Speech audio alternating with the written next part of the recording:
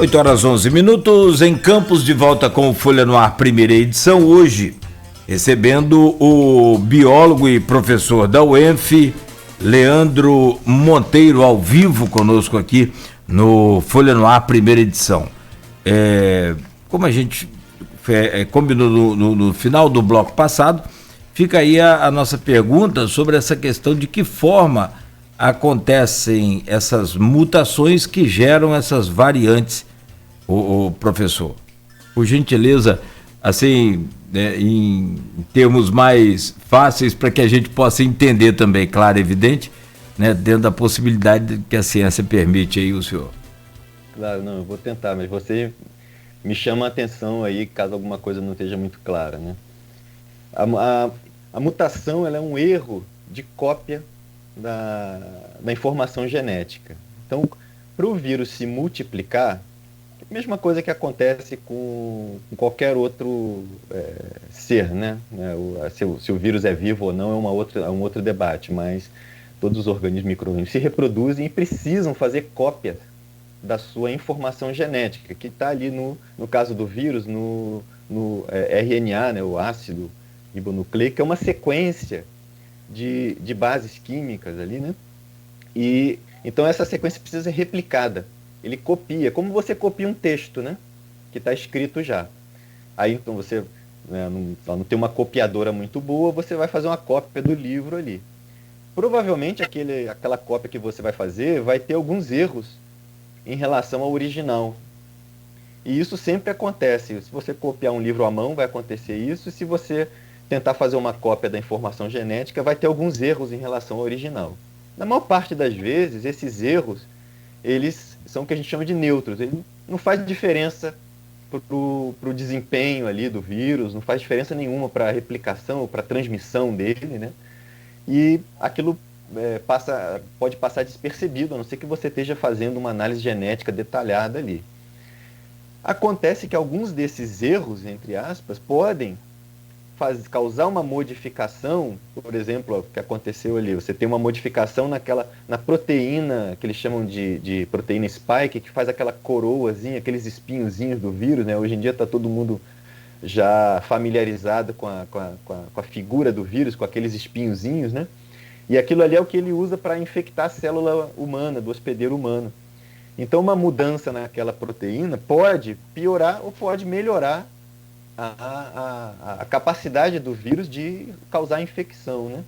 E aquilo aumenta, então, a quantidade de réplicas que o vírus vai ter, a carga viral daquele hospedeiro. Então, como eu falei, se você está numa... E isso acontece de maneira aleatória, quer dizer, quando você vai fazer uma cópia de um livro, você está tentando copiar da maneira mais fidedigna possível ali, igualzinho. Mas aqueles erros de cópia, eles entram em posições ali que você não tem muito como prever como vai acontecer. E aí, quer dizer, a analogia, o Aloysio usou uma analogia ali da roleta russa, né? Eu tinha pensado mais numa analogia de um dado, né? Se eu der um dado para você jogar, você tem 6 possibilidades, né? Você fala que você tem que tirar um no dado, uma vez só, você tem 1/6 de chance de dar 1, né? A chance é menor de dar 1 do que qualquer outro número que vai dar. Agora, se você tiver que jogar esse dado 100 vezes, você provavelmente vai ter umas 15 ou mais vezes que vai dar 1 no resultado ali do dado. Isso é probabilidade. Quanto mais você repete o mesmo processo, o mesmo sorteio, mais chance aquele evento raro tende a acontecer. E aí entra exatamente o problema da gente deixar o vírus ficar se replicando indefinidamente. E existe assim, uma maior preocupação, principalmente com indivíduos que têm infecções muito prolongadas. Tem pessoas com problema de imunidade ou que estão imunossuprimidas, elas podem ficar 100 dias com uma infecção viral e ainda produzindo, liberando partículas de vírus ainda, podendo contaminar outros, né? E essa pessoa, ela começa a infecção com uma linhagem e termina com outra, muitas vezes. Ela evolui uma outra linhagem de vírus dentro do único indivíduo ali, do único hospedeiro. Então, quanto O mais... ambiente somos nós, então. O ambiente do vírus somos nós. Nós impomos ali as dificuldades para o vírus com o nosso sistema imunológico, né? Então, qualquer mutação do vírus que favoreça a transmissão seja porque ele consegue ficar mais tempo numa superfície, porque ele consegue infectar uma célula que ele não conseguia antes, né, porque os vírus têm preferência, né, por isso que eles acometem mais o pulmão, acomete mais uma outra parte do corpo, porque eles conseguem infectar melhor uma certa célula. Uma mutação que faz ele infectar mais partes do corpo já vai melhorar para o lado do vírus, no caso, né, e piorar para o nosso lado, porque você tem casos mais sérios, você pode aumentar a morbidez ali, né, a taxa de mortalidade daquela doença. Ou uma coisa que faça ele multiplicar muito mais, facilite a multiplicação do vírus, vai aumentar a transmissão. E como isso é aleatório, você não tem como prever. Isso pode acontecer no Brasil, pode acontecer na Inglaterra, nos Estados Unidos, como aparece em vários outros países. Cada país meio que tem as suas próprias variantes, algumas são mais transmissíveis, outras não, acabam ganhando notoriedade, passam a ser variantes preocupantes porque alcançaram essa transmissibilidade maior. Outras não, outras são o que a gente poderia chamar de neutras, né? Mas isso acontece em todos os países.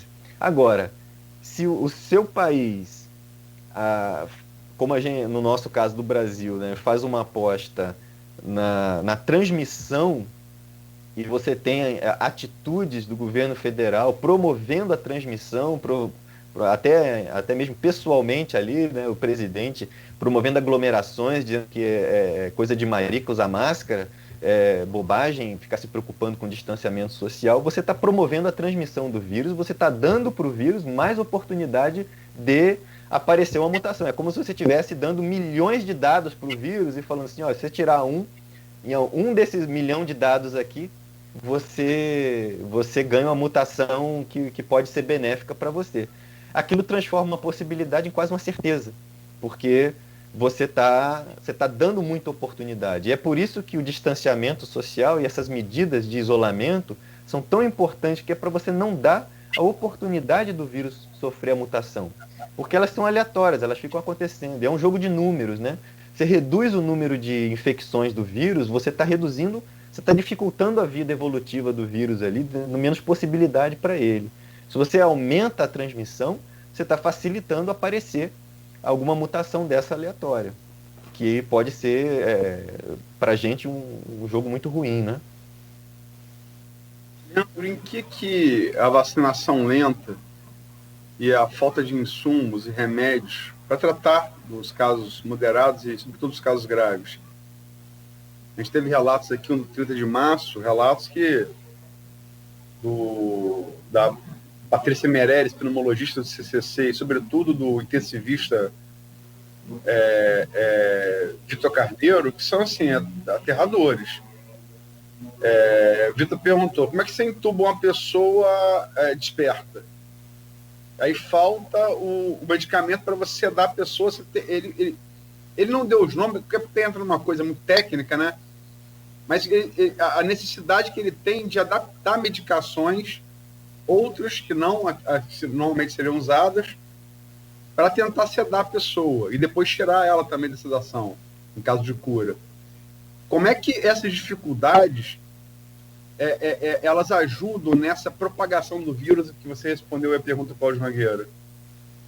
As mutações de propagação. Essa questão da intubação de pessoas despertas, na verdade, a gente está vivendo isso. Eu vi no jornal ontem que hospitais do Rio de Janeiro estão tendo que intubar pessoas sem anestésico, né? Então, assim, eu não consigo nem imaginar o horror que deve ser para o paciente, o profissional, ter que passar por aquilo ali, né? E o problema da pandemia é que ela não é uma pandemia só, vamos dizer, do vírus, né? Alguns profissionais, inclusive, falam do conceito de sindemia, porque aquilo ali gera uma série de consequências sociais, de saúde de outras áreas, problemas econômicos, e você tem tantos problemas conectados juntos que é difícil você ficar separando uma coisa e tratar de uma coisa isolada. E políticas que tentam isolar um problema só e trabalhar com aquilo perdem a visão do todo do problema que está acontecendo em outros níveis, em outras esferas, e não vão ter muita eficiência em lidar com aquilo ali. Então, se eu não me engano, o O Mandetta, ele avisou ano passado, no começo da pandemia, que o vírus ele adoecia o sistema de saúde, né? Então, o problema de você deixar a infecção acontecer de maneira completamente livre é porque o sistema de saúde, por melhor que fosse, não ia ter condição de suportar aquele aporte de pessoas que precisavam de cuidado. E é o que a gente talvez não tenha vivido isso de uma maneira tão dramática no passado, porque houve uma certa contenção, mas agora com essas variantes novas e o recrudescimento ali da pandemia, a gente acabou vivendo isso, né? Começou ali em Manaus como um sentinela, né? Colocado isso em Manaus, é como se fosse um sentinela do que está por vir, e eventualmente se espalhou para o resto do país. Na verdade, chega um ponto em que você não tem, assim, logisticamente, como resolver alguns problemas por falta de insumos, por falta de possibilidade, né? Os médicos estão completamente estafados, tendo que lidar com esse número de pacientes de maneira ininterrupta, né? Não para de aparecer, você não tem condição de trabalho ali, e isso acaba aumentando a mortalidade de maneira dramática também. Isso que ele falou, assim, o prefeito falou, né, que você tem 80% de chance hoje em dia de não conseguir sobreviver se for entubado. Isso decorre não só... Você pode ter um aspecto do vírus estar um pouco mais transmissível, mas não está muito claro se ele aumenta ou ele vai causar uma doença pior do que a outra. Mas você acaba chegando para tratamento num sistema que está completamente afogado, e aquilo ali reduz muito. Mesmo que você tivesse uma chance muito boa de se recuperar, você tem chance diminuída porque você está tentando se tratar num sistema que não tem condição de lidar com aquele número de pessoas doentes, né? Então você gera um problema, e aí você tem todas as outros problemas de saúde que vão sendo, de certa maneira, negligenciados, né? Pessoas que às vezes têm um problema cardíaco, alguma coisa assim, deixam de procurar o atendimento porque estão com medo de pegar a doença e acabam falecendo em casa porque não procuraram, né? Isso é um problema muito sério, né? Agora, a questão da vacina, na verdade, ela tem a ver com o que eu tinha falado antes, de você estar promovendo para o vírus um ambiente, por caso, algumas pessoas que estão vacinadas, outras não, né? E outro problema, né, o fato de algumas pessoas, às vezes, tomarem uma dose da vacina e acharem que estão protegidas, eu não preciso mais usar máscara, não preciso mais distanciar, mas com uma dose da vacina você não tem a imunidade maior que você poderia ter com duas. Então, se a pessoa não se cuidar muito, fizer a segunda dose e ainda assim continuar se cuidando, porque a gente está numa situação em que o vírus circula muito, você vai estar expondo as linhagens circulantes de vírus a hospedeiros que têm alguma defesa, e aquele ambiente ali pode fazer com mutações que poderiam, por exemplo, numa outra situação sem a vacina, poder aparecer uma mutação. Ano passado pode ter aparecido alguma mutação ali que fizesse com que o vírus não se escapasse da vacina, mas como não tinha ninguém vacinado ainda, não tinha ainda muita imunidade na população, aquela mutação ela seria neutra e ela seria eliminada dos vírus, ela não vai ser selecionada, né? Agora, ao passo que você começa a ter imunidade e o vírus com dificuldade com alguns grupos ali, aqueles grupos estão promovendo, porque eles estão muito sob ataque de uma quantidade grande de vírus, eles estão sob a possibilidade ali de eventualmente surgir um mutante ali que vai escapar da vacina. E aí vai inutilizar alguma vacina que a gente esteja usando. E isso é um problema sério de um outro nível, né? De você lá na frente as vacinas pararem de funcionar, porque isso acontece, isso pode acontecer em qualquer lugar. E é por isso que se fala assim, ou você tem o mundo inteiro vacinado, ou a gente vai passar muitos anos ainda, e talvez para sempre, tendo que lidar com novos surtos, eventualmente de tempos em tempos, você tem um ressurgimento daquilo ali, porque a ideia de que a gente vai conseguir eliminar completamente esse vírus passa a ser cada vez mais distante, assim, uma impossibilidade, por conta dessa dificuldade de você fazer as pessoas distanciarem, e de você ter uma vacinação rápida o suficiente e num número suficiente de pessoas por todo o mundo, e daí não é só o Brasil, né? É o mundo inteiro. Não adianta, por exemplo, os Estados Unidos comprar sei lá, muito mais doses do que tem na população, ou a Inglaterra e tal. E aí você tem outros países pelo mundo que não têm a mesma capacidade ali financeira, continuarem ali aí vira uma endemia, né? Mas você vai continuar com o vírus. E aí as fronteiras não são fechadas perfeitamente, hermeticamente. E aí o vírus vai circular pelo mundo de novo e possivelmente com outras cepas mais resistentes, né? E quer dizer, se você tem razão, que se você permitir que erradicar o vírus de algum lugar, mas não é erradicado em outro, esse outro, a transmissibilidade e as mutações e criação de variantes, como você explicou aqui na abertura desse bloco, eles vão acabar criando um vírus que não seja coberto por a vacina existente, que vai gerar demanda de uma nova vacina, né? Isso será um ciclo vicioso, né? É isso, a grosso modo, que você está falando, né, Leandro? A gente pode ter, por exemplo, talvez tenha que ficar se vacinando todo ano, ou de tempos em tempos revacinar com uma vacina diferente, como acontece no caso da gripe. Aí você vai ter que ter essa logística, né, para acontecer. Talvez se aparecer algum tratamento mais eficiente também que ajude a pessoa a não se hospitalizar, né, a gente pode conseguir lidar melhor com a doença, mas existe um certo consenso entre pesquisadores de que essa doença ela não vai embora assim tão cedo. E como a gente vai lidar com aquilo vai depender muito, muito de como a gente vai decidir cooperar, o quanto a gente vai cooperar, não só no nosso nível local, né, de pessoas cooperando entre si pelo bem da comunidade, mas também entre países e assim por diante, em diferentes níveis de organização, para você poder ter um controle maior, né? Porque até o momento o que a gente mais tem é bateção de cabeça, né? E isso aí beneficia o vírus mais do que tudo. O Luiz Mauro Macabo Pacheco faz aqui uma observação que eu ia, quando você estava falando, me lembrei de fazer, mas acabou no decorrer, acabei esquecendo. Gente que toma a primeira dose, ele volta para tomar a segunda. Ontem o Marcelo Queiroga e o Luiz Mauro Macabo Pacheco, lembra aqui, informou que 1,5 milhão de pessoas no Brasil tomaram a primeira dose e não voltaram para tomar a segunda. Né? Foi uma das notícias relativas aí à pandemia que circulou bastante ontem. E há que destacar que eu sou bastante crítico do bolsonarismo, só para destacar, acho que Queiroga é um cara bem intencionado. Me parece uma pessoa bem intencionada. Agora, de fato, o ministro da Saúde não é ele, né? A decisão não é dele. Mas aí é uma impressão pessoal que eu estou passando, faço tanta crítica ao governo Bolsonaro em relação à pandemia, e o Queiroga realmente me parece uma pessoa bem intencionada. É a minha impressão, pelo menos.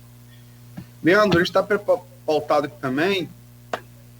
É o assunto aí de ontem, desde a decisão do Barroso de quinta-feira, que determinou o Supremo abrir a CPI, que cumpriu os requisitos constitucionais para que fosse aberta, a saber, fato determinado,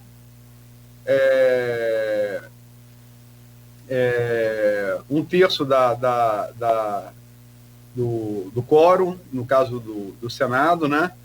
E passou em 4 assinaturas, um terço mínimo exigido, e tempo de investigação, quer dizer, cumpria os pré-requisitos. E o Rodrigo Pacheco, desde que foi eleito substituindo o Alcolumbre, ele vinha barrigando um poder discricionário que não compete ao presidente, que nada mais é do que um delegado da Casa Alta da República. Né? E na quinta-feira passada, o ministro Barroso da STF determinou a decisão monocrática que fosse aberta, decisão ratificada ontem pelo plenário do STF, com um voto contrário apenas do ministro Marco Aurélio. Como é que você vê, assim, lógico que não é a sua área, né? Aí vai entrar conhecimento jurídico, político, não é a sua área, mas como é que você, como biólogo, como cidadão, analisa a correlação do fato gerador, que é sim a sua área, que é o vírus, a pandemia, com essa CPI e as consequências dela? É, bem falado, né? Eu coloco aqui a minha posição como cidadão e como alguém que tem algum conhecimento sobre, ou tentando entender o que está acontecendo ali do ponto de vista mais biológico, né? Eu considero que, e eu até comentei, a gente já falou sobre isso aqui, né? Que é as ações, algumas ações e algumas inações do governo federal são claramente foram tomadas com uma consciência contra o interesse da saúde pública. Isso aí, assim, quando você olha essas declarações desde o princípio ali, você tem eu diria assim, você falou, né, de fatos ali, né, tem coisas que talvez tenham que ser investigadas e tem coisas que estão ali para qualquer um ver. Então, quando o presidente vai ali falar que as pessoas não precisam usar máscara ou que vão fazer aglomeração, ou coloca, ou cria aquele falso dilema entre eu escolho a economia ou eu escolho a vida, né, que é um falso dilema, você não precisa escolher uma coisa ou outra, você está jogando contra a saúde pública de maneira direta. E você tem, então, é, é, teve um boletim de um grupo lá da USP, junto com aquele Instituto Conectas, ali em janeiro, reunindo uma linha do tempo de ações tomadas pelo governo. Uma parte é essa, a questão da propaganda, né? A gente nunca pode subestimar a influência que um desses líderes políticos tem sobre um grande número de pessoas e sobre um grande contingente ali. Então, a partir do momento que o presidente da República vai lá na frente falar para as pessoas não usarem máscara, ou vai falar para as pessoas não respeitarem as medidas restritivas que estão sendo impostas pelos governadores ou prefeitos, ou até mesmo está influenciando politicamente os próprios governadores ali, ou deputados, de modo a que eles aceitem a sua posição especificamente, isso para mim tudo é agir contra o interesse da saúde pública. Você está agindo diretamente contra o que está, vamos dizer, o melhor conselho que você teria de pessoas que entendem daquele assunto, estão ali falando o que deveria ser feito, e a pessoa que está na liderança ali escolhe deliberadamente ignorar aquele conselho, né, dos profissionais que estavam ali, eventualmente demitir pessoas que estavam falando o contrário, porque não se aceita quem fale nada contrário ao que pensa ali, né, o chefe principal. E essas pessoas, quer dizer, foram ignoradas, foram removidas de postos no governo, e você tem ali a substituição ali por prepostos que vão aceitar qualquer coisa que se fale, né? Então, assim, o que não falta para mim é evidência que não precisa nem ser investigada, na verdade, né? Eu acho um crime contra o país, contra a população do país. E eu acho que o quanto antes se fizer alguma coisa com relação a isso, a gente pode ter chance de reduzir o número de pessoas que vão morrer ainda, né? Porque já foi alto demais, muito mais do que poderia, que precisava ter sido, caso a gente estivesse fazendo as coisas de acordo com o que preconizou ali infectologistas, pesquisadores que estavam trabalhando com aquilo ali. Se tivessem sido seguidos, a gente não teria tanta gente morrido pelo país, né? O Halal tem uma pesquisa que ia morrer gente, lógico, ia morrer gente. Claro. O Halal tem uma pesquisa que, quando bateu em 320, se não me engano, que falou que naquele momento, ou passou de 300, se não me falha a memória, um especialista da área, que o Brasil, pelo andar da carruagem natural nos demais países, o Brasil chegaria a 80 mil. Então você tem 220 mil aí que estão na conta de alguém, na conta de alguns erros, né? Isso é estatístico, não é nem opinião política, né? Eu acho que foi você que falou desse estudo do Halal, não foi? O Pedro Halal, ele publicou uma carta na The Lancet em janeiro, chamando atenção para isso, né? O Brasil, ele tem 2,7% da população do mundo, e 2,7% dos mortos por Covid no mundo daria ali em torno de 80 e poucos mil. Então, e ainda está mais ou menos nessa fase, porque na verdade o Brasil está aumentando. Quando ele fez essa conta, em janeiro, a gente tinha, sei lá, 9%, 10% dos mortos no mundo, apesar de ser 2,7%, quase 3% da população. Hoje a gente já está com 12% dos mortos no mundo, Então, na verdade, o déficit ainda segue aumentando, né, nesse quesito. Então, ainda não era para ter passado tanto de 80 mil, caso, né, a gente não tivesse outros efeitos aqui no Brasil causando esse excesso de mortes, né, comparado com a média do resto do mundo.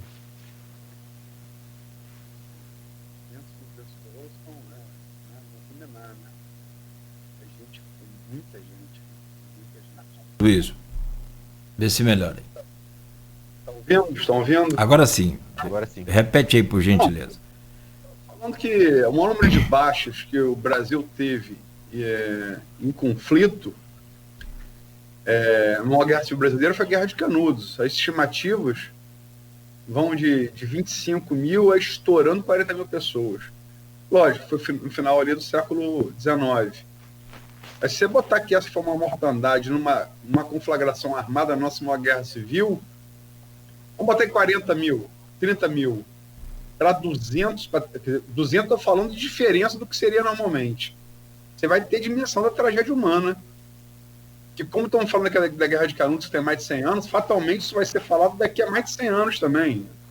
É um capítulo que vai ficar sendo contado, recontado, servindo como exemplo a não ser seguido por incontáveis gerações do país, né? Mas, enfim, vamos para o intervalo, último intervalo? Vamos lá. São 8h37. Tem até uma pergunta do Ralph Buchentai. Do Raul Buchentai. Aí depois no próximo bloco você... Buchentai. Me lembro mais do nome do restaurante dele. La Coronha. Muito mais fácil. Mas Buchenstein é um nome alemão? Alemão, Askenazi, né? Judeu alemão. Buchenstein bom. La Coronha é mais próximo, né? Mais fácil de gente pronunciar. Até pelo saudoso e delicioso paladar que ele produzia lá, né? Os sabores lá, muito bom. Lembrar do grande filhote, pai dele, né? Saudoso, que faleceu, figura da melhor qualidade. Bom, são 8h38. A gente faz um breve intervalo, então, e já, na sequência, conversa com o professor Leandro Monteiro, biólogo e professor da UENF, aqui no Folha no Ar, primeira edição, o oferecimento dos laboratórios Plínio Bacelar, toda a agilidade e no processo de exames aí de PCR e sorologia também, você pode contar com Plínio Bacelar. E Clínica Proteus, além de apoio de Dedumas Baterias.